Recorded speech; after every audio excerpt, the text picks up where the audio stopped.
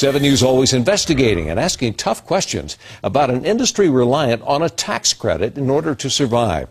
This as wind energy giant Vestas cuts 120 jobs in Colorado. 7 News reporter Amanda Cost discovering the impact goes well beyond Vestas. Amanda. Mike, take this supplier, the Walker Cable Assembly Services, built here, established in order to supply Vestas with those cables. The future of these employees here in jeopardy just as much as those they are supplying to. And we're asking why thousands of renewable energy jobs across the board are depending on one tax credit. We have no idea what we're going to do next.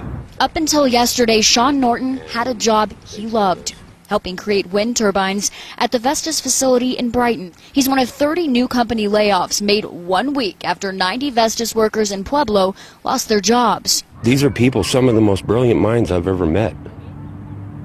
And we're all losing our jobs.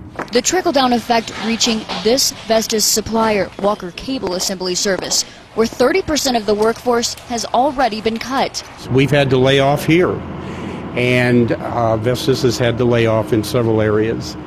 And if the credit does not get passed quickly, more cuts could be coming. But what's next hinges on the wind production tax credit that so far has not been renewed. The tax credit is absolutely critical to the business model. Senator Michael Bennet is calling for an extension of the tax credit.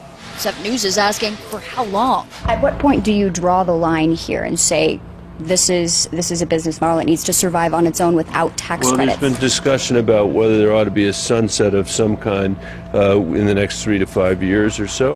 The tax credit shouldn't be there forever. At some point, businesses need to be able to run on their own.